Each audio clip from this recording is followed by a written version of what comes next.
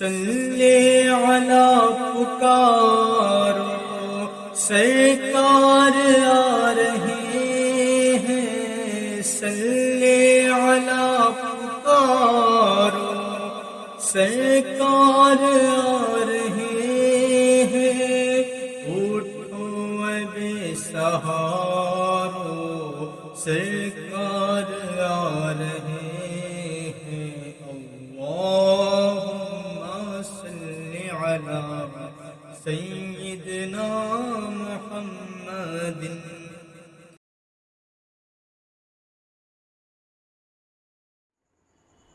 حاضرین و ناظرین، السلام علیکم ورحمۃ اللہ تعالی وبرکاتہ۔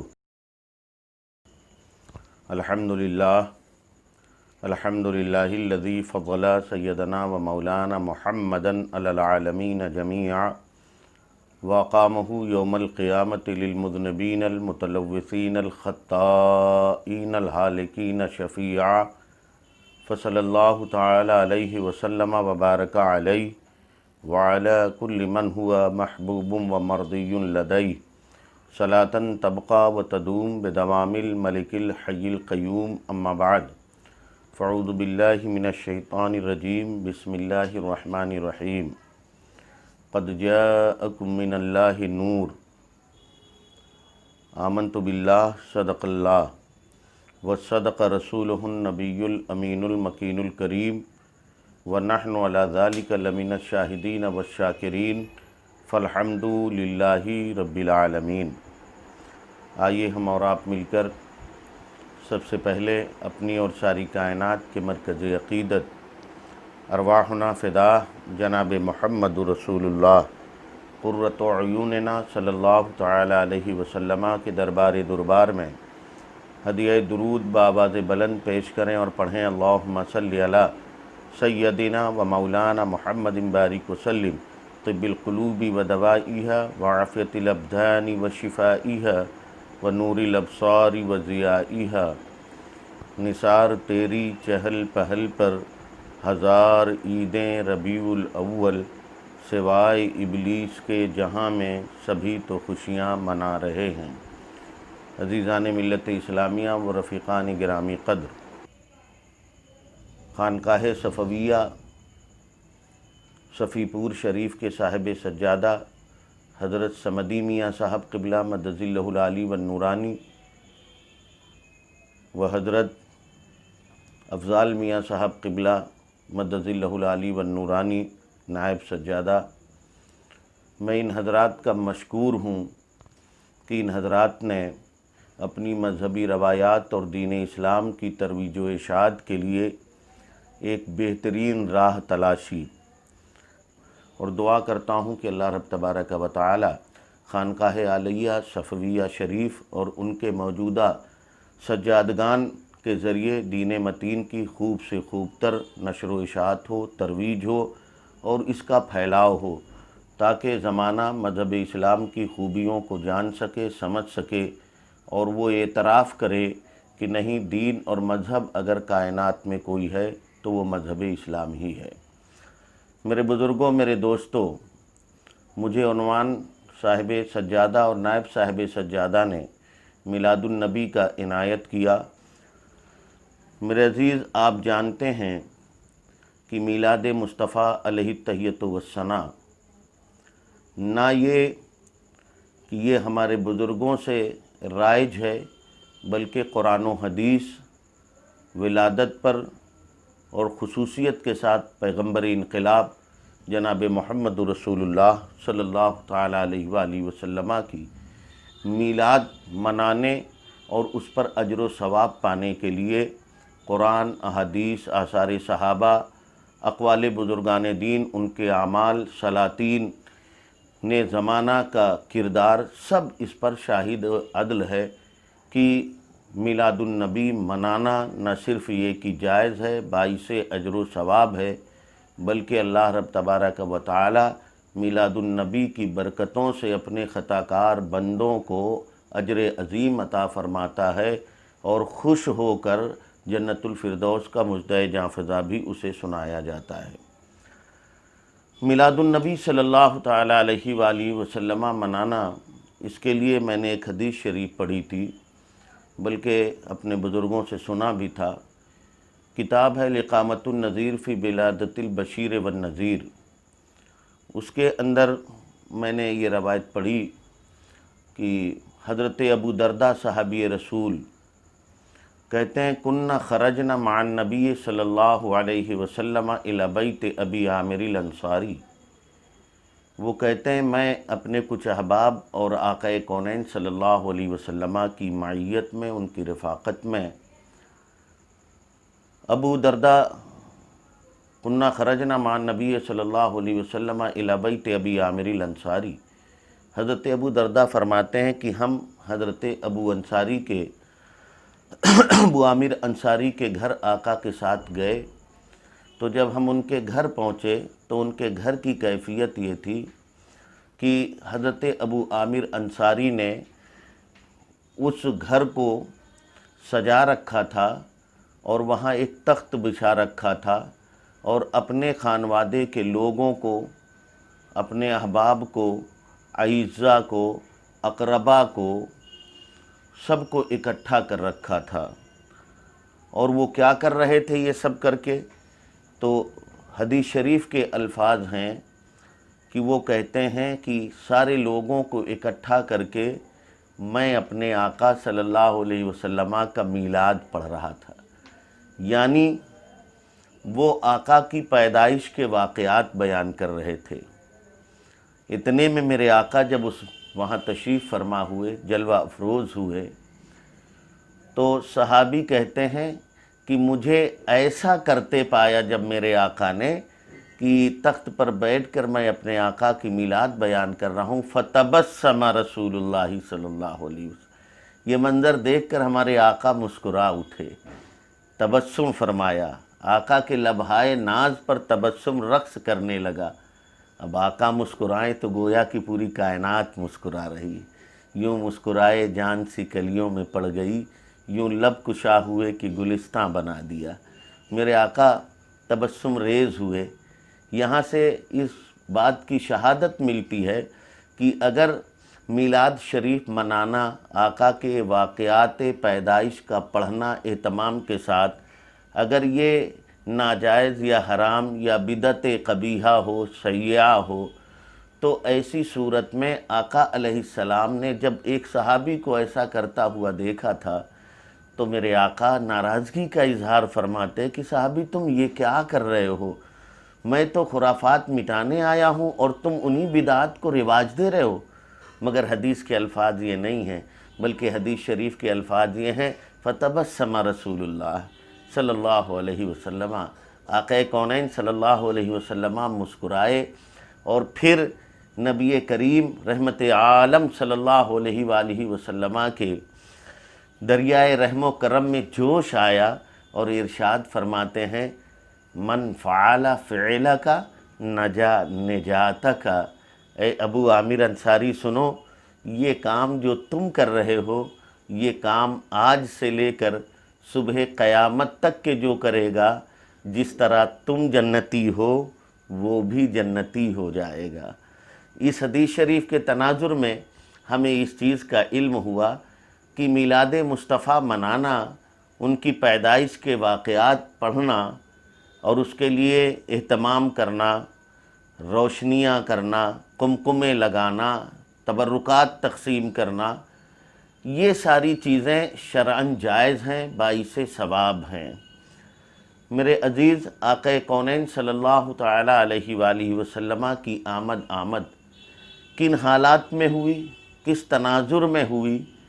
آپ کو معلوم ہے کہ حضرت سیدنا موسیٰ علیہ السلام نے جلوہ حسن مطلق کو بے حجابانہ دیکھنے کا اظہار ان الفاظ میں کیا تھا جس کی قرآن ترجمانی کرتا ہے رب ارنی، اے میرے مولا میں تجھے دیکھنا چاہتا ہوں، بے حجاب تیرے نور اور تیری تجلی کا مشاہدہ کرنا چاہتا ہوں۔ جواب ملتا ہے لن ترانی، اے موسیٰ تم ہرگز نہیں دیکھ سکتے۔ مگر جب اسرار بڑھا تو حضرت سیدنا موسیٰ نے فرمایا مولا کوئی ایسی ترکیب عنایت فرما کہ میں تیری تجلیوں کا مشاہدہ کروں۔ تو اللہ رب تبارک و تعالیٰ نے فرمایا، قرآن اس پر شاہد ہے کہ موسیٰ اس پہاڑی کی طرف دیکھو۔ تو اب جب سیدنا موسیٰ نے پہاڑی پر دیکھا اور رب کی صفاتی تجلی کا مشاہدہ کیا تو قرآن کی زبان میں فخر موسیٰ صعقا، تو حضرت موسیٰ رب کی ان صفاتی تجلیات کو برداشت نہ کر سکے بلکہ بے ہوش ہو کر گر گئے۔ تب جب زبان موسیٰ سے الفاظ ادا ہوئے ہوں گے، اے بار الہ، میں تو کیا کائنات میں کوئی ایسی آنکھ نہیں ہے جو تیرے حسن مطلق کا بے حجاب مشاہدہ کر سکے، اس کو دیکھ سکے۔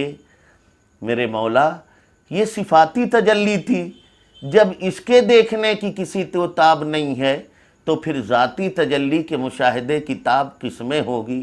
نہیں دیکھ سکتے مگر تیری تجلیوں کے مشاہدے کی خواہش ضرور ہے، اصرار ضرور ہے۔ اس وقت ندا دی گئی ہوگی، ایک جناب موسیٰ نے کہا ہوگا، اے میرے مولا اب بھیج دے ایسی شخصیت کو، ایسی ذات کو جو تیری صفات کا مظہر بن کر آئے، ہم اسے دیکھیں گویا کہ تجھے دیکھ لیں۔ اللہ اکبر۔ ان کی دعا قبول ہوئی اور نبی رحمت صلی اللہ تعالیٰ علیہ وآلہ وسلم کو لباس بشری عطا کر کے اللہ رب العزت نے کائنات میں مبعوث فرمایا۔ اسی لیے رسول اللہ نے فرمایا، من رانی فقط را الحق، جس نے مجھے دیکھا گویا کہ اس نے میرے خدا کو دیکھا۔ گویا کہ دعائے موسیٰ قبول ہو گئی کہ اب جو رسول اللہ کو دیکھے گا گویا کہ تجلی خدا کو مشاہدہ کر رہا ہے، تجلی خدا کا مشاہدہ کر رہا ہے۔ محمد عربی صلی اللہ تعالیٰ علیہ وآلہ وسلم خاکدان گیتی پر تشریف لائے ہیں تو کتنا پرکیف موسم ہے، نشاط انگیز لمحات ہیں، خود بدامہ ساعات ہیں، فرشتوں کے جھرمٹ میں انبیاء کرام اور بہت سارے لوگ سلامی کے لیے حاضر ہو رہے ہیں۔ پیغمبر انقلاب کو نہلایا گیا ہے، سبز کپڑے میں رکھا گیا ہے، اور پھر روایات کے مطابق اللہ کے حبیب صلی اللہ علیہ وسلم کو دنیا و جہان کی ساری کنجیاں، ساری مخلوق کی، تمام تر کائنات کی کنجیاں، خود اوتی تو مفاتیح خزائن الارض، آقا فرماتے ہیں مجھے زمین کے خزانوں کی کنجیاں عطا کر دی اور اللہ نے مالک و مختار بنا دیا۔ وہ پیغمبر انقلاب جن حالات میں تشریف لائے تھے وہ عرب کا معاشرہ کیسا تھا؟ جہاں ظلم عام تھا، جہاں تشدد عام تھا، جہاں بیٹیوں کی قدر نہیں تھی، جہاں عورتوں کی عزت نہیں تھی، جہاں شراب نوشی مشغلہ تھا، زمانہ تاریک تھا، زمانہ ظلمت کدہ بنا ہوا تھا، ظلم و تشدد اپنے شباب پر انگڑائیاں لے رہی تھیں، ہزارہا معبودان باطل کے سامنے انسان اپنی جبین نیاز کو خم کیے ہوئے تھا۔ ایسے ایسے معبود تھے کہ خود انہیں معبود بنا کر پوجتے اور بھوک لگنے کے بعد کھا جاتے۔ ایسے پرخطر ماحول میں فوران کی چوٹی پر کھڑے ہو کر محمد عربی صلی اللہ علیہ وآلہ وسلم اللہ کا وہ پیغام عام فرماتے ہیں، اے کفار مکہ، اگر میں تمہیں ایک ایسی بات بتاؤں تو تم میری بات پر یقین کرو گے یا نہیں کرو گے؟ بلکہ مصطفیٰ پیارے نے، واقعات تو یہ بھی ہیں کہ مصطفیٰ پیارے نے سب لوگوں کو اکٹھا کیا اور اکٹھا کرنے کے بعد کہا، تم مجھے کیسا پاتے ہو؟ میرے بارے میں تمہارا کیا خیال ہے؟ تم مجھے سچا جانتے ہو یا جھوٹا جانتے ہو؟ مجھے امانت دار جانتے ہو یا غیر امانت دار جانتے ہو؟ سبوں نے کہا تھا، کفار مکہ نے بیک زبان کہا تھا، محمد ابن عبداللہ، ہم آپ کو صادق الوعد والامین جانتے ہیں۔ اگر آپ کہیں کہ اس پہاڑی کے پیچھے ایک لشکر آمادہ جنگ ہے، ہم اسے دیکھ نہیں رہے ہیں مگر ہم آپ کے کہنے پر اسے سچ مان لیں گے۔ تو میرے آقا نے فرمایا، جب تمہیں میری سچائی کا اتنا ہی علم ہے اور اتنا یقین ہے تو پھر سنو، میں کہتا ہوں یہ جو ہزارہا معبودہ باطل کی تم پرستش کرتے ہو، ان میں سے کوئی بھی پوجا کے لائق نہیں ہے عبادت کے لائق صرف اللہ وحدہ لا شریک ہے، اس لیے ان کی پوجا نہ کرو اور دل سے تصدیق کرو اور زبان سے اقرار کرو لا الہ الا اللہ محمد رسول اللہ، کہو اللہ کے سوا کوئی معبود نہیں ہے اور میں اس کا رسول ہوں۔ اللہ اکبر۔ یہ لاہوتی پیغام جب نشر کیا گیا فاران کی چوٹی پر تو ابھی وہی لوگ جو مصطفیٰ پیارے کو سچا کہہ رہے تھے، امانت دار کہہ رہے تھے، چند لمحے میں متنفر ہو گئے ہیں، اور پھر ظلم و تشدد کا وہ کھیل کھیلا گیا ہے کہ تاریخ اس کے بیان سے عاجز و پریشان نظر آتی ہے۔ اتنا ظلم ڈھایا گیا اس پیغمبر انقلاب پر جو نبی رحمت بن کر آیا تھا، گناہگاروں کو جنت کا مژدہ سنایا آیا تھا، جو بیٹیوں کو ایک مقام عطا کرنے آیا تھا، جو عورتوں کو عزت اور وقار دلانے آیا تھا، اس پیغمبر انقلاب کے ساتھ ظلم و تشدد کے معاملات کیے گئے، مگر محمد عربی صلی اللہ تعالیٰ علیہ وآلہ وسلم نے ان ساری ظلم و تشدد کو نہایت استقلال اور صبر کے ساتھ برداشت کیا، اور اسلام اور مذہب اسلام کی نشریات اور اس کی تبلیغ کی ہر ممکن کوشش مصطفیٰ پیارے نے فرمایا۔ کیا آپ کو یاد نہیں ہے اسلام کیسے پھیلایا ہے پیارے پیغمبر نے؟ سجدہ ریز ہیں، اونٹوں کی اوجھڑی ڈال دی جا رہی ہے۔ اس وقت سیدہ اپنے گھر سے دیکھ رہی ہیں، بچپنے کا عالم ہے، مگر باپ کو اس مصیبت میں دیکھا ہے تو دوڑتی دوڑتی آئی ہیں۔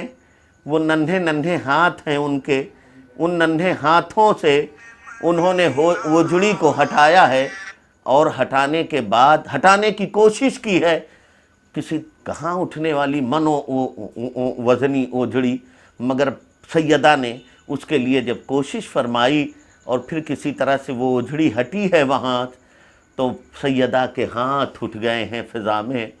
ابھی لب پر بد دعا کے الفاظ جاری ہونے والے ہیں کہ نبی رحمت ان کے لبھائے ناز پر ہاتھ رکھتے ہیں اور کہتے ہیں لم ابعث لعانا انی بعثت رحمہ، میں لعنت کرنے والا نہیں، میں تو رحمت بنا کر بھیجا گیا ہوں۔ اللہ اکبر کبیرہ۔ یہی نہیں، اس طرح کا وہ واقعہ بھی آپ کو آپ کے ذہن میں ہوگا جب پیغمبر انقلاب نے ایک عظیم عرصہ کعبہ کی اور مکے کی پہاڑیوں میں اور وہاں کے پتھر دل انسانوں کے درمیان دین اسلام کی تبلیغ فرمائی، نشر و اشاعت فرمایا ہے پیغمبر انقلاب نے۔ کتنے مصائب سے، کتنی مشکلات سے انہیں دوچار ہونا پڑا، کبیدہ خاطر ہوئے بتقاضۂ فطرت انسانی۔ پھر پیغمبر نے یہ محسوس کیا یہ مکہ ہے، یہاں خشک پہاڑ ہیں، یہاں کے گھر بھی پتھر کے ہیں، یہاں کے رہنے والوں کا دل بھی پتھر کا ہے، ان کا دماغ بھی پتھر کا ہے، ان کے ہاتھوں میں بھی پتھر ہے۔ انسانی فطرت ہے کہ انسان جس علاقے کا رہنے والا ہوتا ہے وہاں کے اثرات اس کے ذہن و فکر پر ہوتے ہیں۔ پیغمبر نے سوچا یہ خشک زمین ہے کام کرنے کے لیے اعتبار سے بھی اور جغرافیائی اعتبار سے بھی، اس لیے کسی تر زمین کا، سرسبز و شاداب زمین کا انتخاب کیا جائے تو پیغمبر کی نگاہ مقام طائف پر پڑتی ہے۔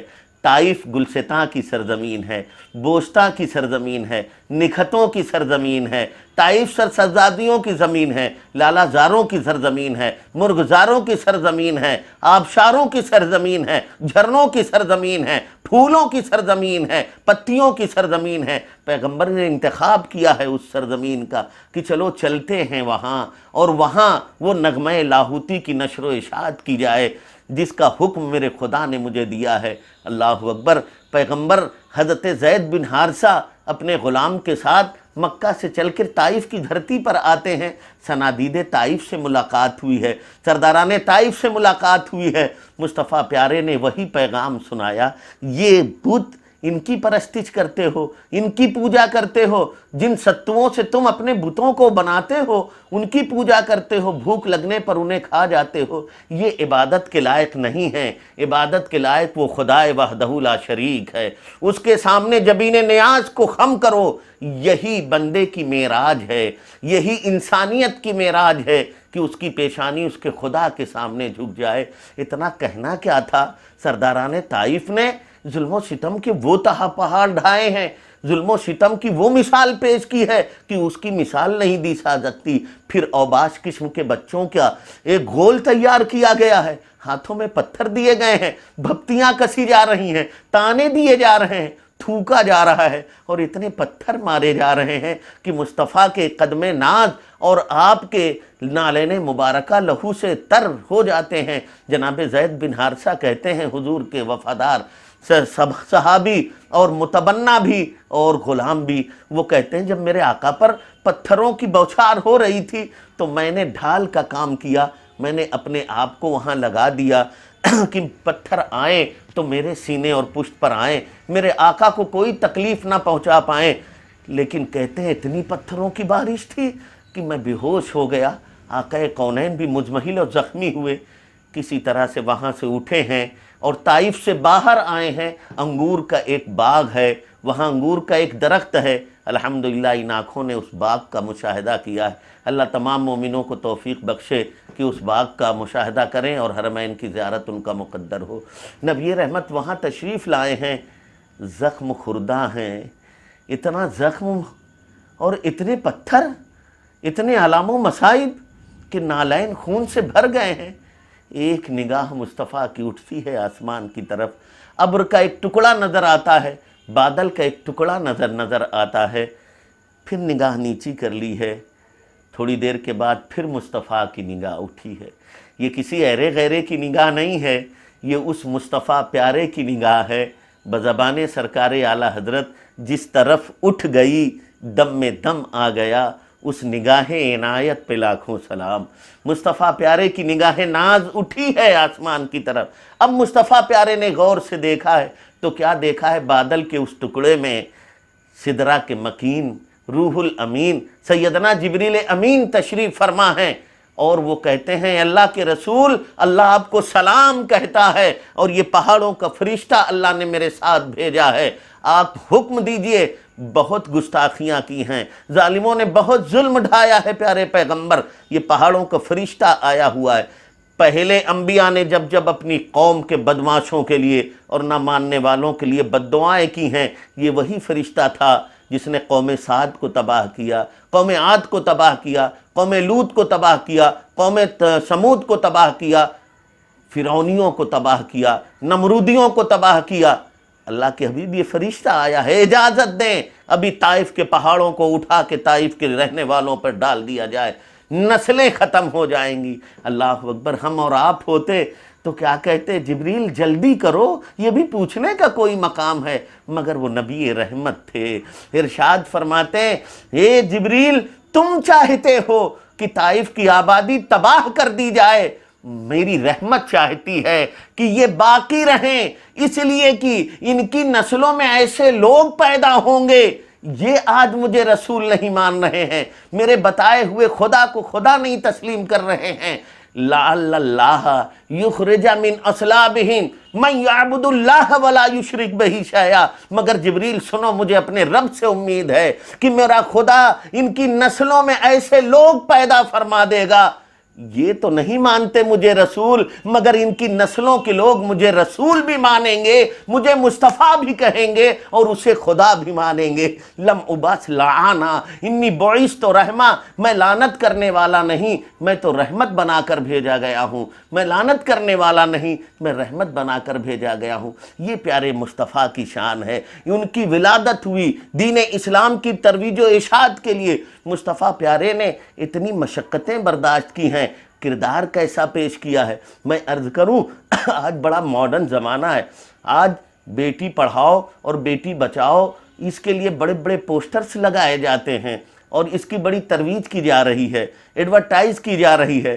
اللہ اکبر کبیرہ، یہ آج کی دنیا ہیومن رائٹس، حقوق انسانی کے نتیجے میں اپنے آپ کو عورتوں کے حقوق کا بہت بڑا علمبردار بتانے کے لیے بیٹی بچاؤ اور بیٹی پڑھاؤ کی نشر و اشاعت کی جا رہی ہے۔ ارے تم یہ آج کر رہے ہو، نبی رحمت کو 1400 برس پہلے دیکھو، مصطفیٰ پیارے کو 1400 برس پہلے دیکھو۔ کیا آپ نے نہیں سنا؟ کیا آپ نے نہیں پڑھا؟ کیا علماء کی زبانی آپ کو معلومات نہیں ہے کہ جب پیارے پیغمبر صلی اللہ تعالی علیہ وآلہ وسلم اپنی شہزادی سیدہ کے گھر جاتے تھے تو سیدہ کھڑے ہو کر پیارے آقا کا استقبال کرتی تھیں، ان کا استقبال کرتی تھیں، مگر جب کبھی سیدہ اپنے بابا جان رحمت عالمیہ سلطان کونین مراد المشتاقین ہم جیسے گناہگاروں کے شافع روز جزا تم پہ کروڑوں درود مصطفیٰ پیارے کی بارگاہ میں وہ حاضر ہوتی تو روایت چیخ چیخ کر پکار رہی ہیں، میرے مصطفیٰ کھڑے ہو جاتے اور سیدہ فاطمۃ الزہرا کا استقبال کرتے، پیشانی کو بوسہ دے دیا کرتے اور اپنے ساتھ بٹھایا کرتے۔ اللہ کی قسم اگر مصطفیٰ پیارے نے اپنی شہزادی کا ایسی عزت و عظمت سے نہ نوازا ہوتا تو دنیا کو بیٹیوں کے ساتھ ایسی شفقت کرنے کا شعور تک نہ ہوتا۔ اس لیے میں بڑی ذمہ داری سے کہہ رہا ہوں، آج بھی پوری دنیا میں کہیں بھی اگر بیٹیوں کے ساتھ کوئی اچھا سلوک کیا جائے گا تو وہ برکت ہوگی قدم ناز مصطفیٰ کی، وہ برکت ہوگی کردار مصطفیٰ کی، وہ برکت ہوگی مصطفیٰ کے کیریکٹر کی۔ جہاں کہیں بھی اور بیٹیوں کو عزت دی جائے گی، جہاں کہیں بھی عورتوں کو عزت دی جائے گی، جہاں کہیں بھی ہیومن رائٹس حقوق انسانی کی بات کی جائے گی، سر فہرست مصطفیٰ کا کردار نظر آئے گا۔ اللہ اکبر کبیرہ، یہ پیارے مصطفیٰ کی ولادت کا صدقہ ہے کہ آج دنیا سے کفر و نفاق کافی حد تک کے دور ہوا۔ مصطفیٰ پیارے دنیا میں تشریف لائے تو قرآن نے کیا فرمایا؟ ہم نے ایسا رسول بھیجا ہے تمہارے اندر جو تمہیں کتاب سکھاتا ہے اور تزکیہ نفس کرتا ہے، تمہیں کتاب کی تعلیم دیتا ہے اور تمہارے دلوں کی صفائی کرتا ہے۔ اللہ اکبر، خود قرآن نے فرمایا قد جاءکم من اللہ نور و کتاب مبین، تحقیق کہ تمہارے پاس اللہ کی جانب سے ایک نور اور روشن کتاب آئی۔ نور سے مراد مصطفیٰ پیارے صلی اللہ علیہ وسلم کی ذات ستودہ صفات ہے اور کتاب سے مراد قرآن مقدس ہے۔ پیارے پیغمبر صلی اللہ علیہ وسلم نے کتاب مقدس کی تعلیم دی اور تزکیہ نفس فرمایا۔ اب یہیں سے میں ایک بات عرض کرنا چاہتا ہوں، مصطفیٰ پیارے صلی اللہ تعالی علیہ وآلہ وسلم کا یہ کردار کہ قرآن کی تعلیم دیتے ہیں، کتاب سکھاتے ہیں اور تزکیہ نفس کرتے ہیں۔ مصطفیٰ نے کتاب بھی سکھائی ہے اور تزکیہ نفس بھی کیا ہے۔ مصطفیٰ پیارے کے زمانے تک صلی اللہ علیہ وسلم کتاب کی بھی تعلیم ہے، تزکیہ نفس ہے۔ ہر کوئی تزکیہ تعلیم یافتہ بھی ہے، قرآنی احکامات سے آگاہ بھی ہے اور اس کا نفس بھی پاک ہے، اور اتنا پاک ہے کہ اللہ ان کی پاکی پر اس قدر خوش ہے کہ رضی اللہ عنہم ورضوا عنہ، اللہ ان سے راضی ہے اور وہ اللہ سے راضی ہیں۔ اس کا مجدع جاں فضا ہے۔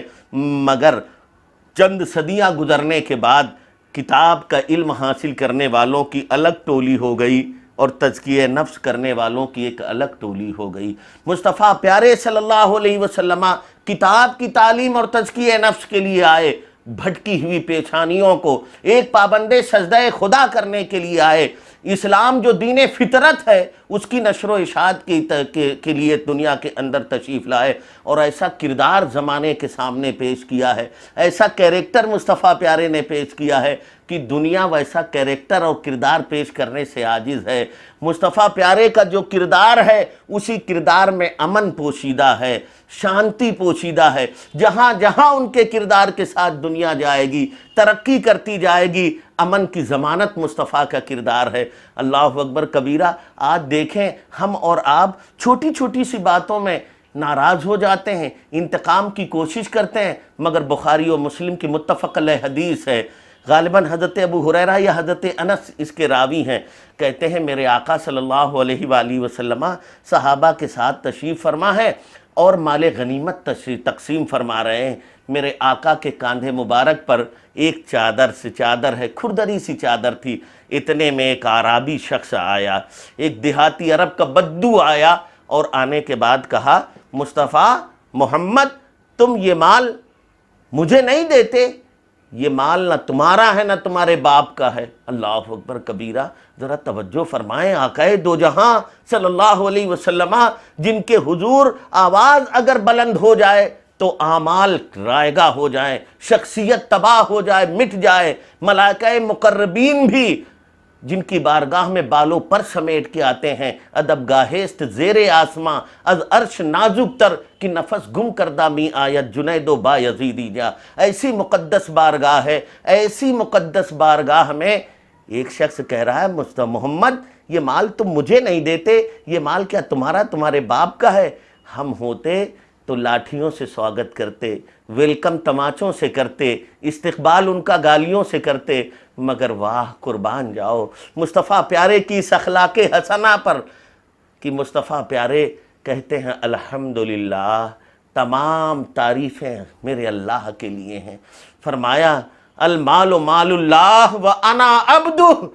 اے بھائی تم بات صحیح کہہ رہے ہو، یہ مال نہ میرا ہے نہ میرے باپ کا ہے، یہ مال میرے خدا کا ہے، میں اس کا بندہ ہوں۔ اللہ اکبر، ذرا عاجزانہ جواب میرے مصطفیٰ کا اپنے رب کے حضور، ذرا یہ تعلیم امت کے لیے کہ مختار کل ہیں، ان کی چشم ناز اٹھے تو زمانہ تہو بالا ہو جائے، نگاہ رحمت اٹھے تو پوری دنیا گل و گلزار بن جائے۔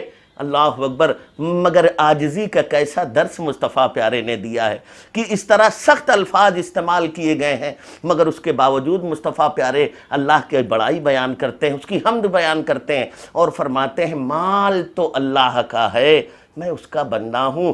پھر فرماتے ہیں اے عرابی میں تجھے یہ مال تو دوں گا مگر پہلے تجھ سے میں اس کا انتقام لوں گا، جو تو نے میری چادر کھینچی اور چادر کھینچنے سے میری گردن پر نشانات آئے، خون ظاہر ہوا، میں اس کا انتقام لوں گا۔ جیسے ہی مصطفیٰ پیارے نے یہ فرمایا کہ میں اس کا انتقام، مصطفیٰ پیارے سے نے فرمایا کہ میں اس کا انتقام لوں گا، وہ چلا اٹھا عرابی، کہنے لگا کلا کلا کلا، ہرگز نہیں ہرگز نہیں ہرگز نہیں، تم انتقام نہیں لوگے۔ میرے آقا فرماتے ہیں کیوں؟ تو نے چادر ایسی کھینچی ہے کہ گردن پر نشانات بن گئے ہیں، خون کے آثار ظاہر ہو گئے ہیں، اور تم کہتے ہو کہ میں انتقام نہیں لوں گا، کیوں تمہیں یقین ہے کہ میں انتقام نہیں لوں گا؟ تو وہ عرابی کہتا ہے لِأَنَّكَ لَا تَكَافِئُ السَّيِّئَ بِالسَّيِّئَةِ، مصطفیٰ پیارے یہ آپ کی عادت کریمہ میں نے دیکھی ہے کہ آپ برائی کا بدلہ برائی سے نہیں، برائی کا بدلہ ہمیشہ بھلائی سے دیا کرتے ہیں۔ مصطفیٰ آپ بھلائی سے دیا کرتے ہیں۔ میرے آقا مسکرائے اور حکم ہوا 40 بوری جو، 40 بوری کھجور اس کے اونٹ پر لاد دیے جائیں۔ اعلیٰ حضرت سرکار یاد آئے، ہم نے خطا میں نہ کی، تم نے عطا میں نہ کی، کوئی کمی سرورا تم پہ کروڑوں درود۔ یہ مصطفیٰ پیارے کا اخلاق حسنہ ہے جسے آج کے دور میں، جس دور میں ہم زندگی گزار رہے ہیں، جہاں اسلام دشمن طاقتیں فاسد نظریات کے حامل لوگ اسلام کی شبیہ کو مشق کر دینا چاہتے ہیں، اسلام کے تابناک چہرے پر اپنی بدعمالیوں کا بدنما داغ لگانے کی ناپاک کوشش کر رہے ہیں، جہاں کچھ گندم نما جو فروش مولوی بھی دولت و ثروت کی لالچ میں شکم پروروں نے اسلام کی شبیہ بگاڑنے کی کوشش کی ہے۔ ایسے پرخطر ماحول میں ہمیں اور آپ کو خانقاہ صفویہ کا وہ پیغام اور ان کے بزرگوں کا وہ پیغام لے کے آگے بڑھنا ہے جو پیغام رسول کونین صلی اللہ علیہ وسلم نے عطا کیا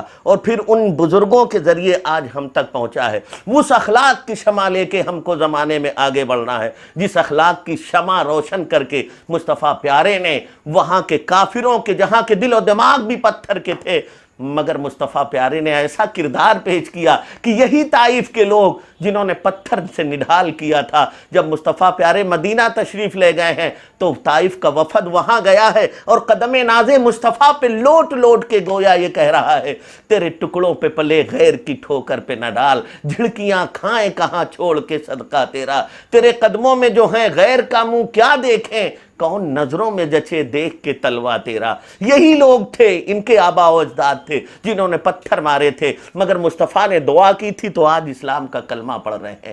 ہمیں بھی اسلام کے اخلاق کی کردار کو، اخلاق کو اپنے کردار کے سانچے میں ڈھال کے آگے بڑھنا ہے، تاکہ زمانہ جب ہم کردار مصطفیٰ کو اپنے اندر ڈھالیں گے اور ڈھال کے ہم آگے بڑھیں گے، تب زمانہ یہ کہے گا یہ محمد کا دیوانہ جا رہا ہے، یہ محمد کا شیدائی جا رہا ہے، یہ محمد کا فدائی جا رہا ہے۔ اور ڈاکٹر اقبال یاد آئیں گے دیوان گانے عشق محمد کو دیکھ کر، گھبرا گئی ہے گردش دوراں کبھی کبھی، گردن میں ہار ڈالے ہیں ماہ و نجوم نے، گزرا ہے ان حدوں سے مسلمان کبھی کبھی۔ وما علینا الا البلاغ۔ السلام علیکم ورحمۃ اللہ وبرکاتہ۔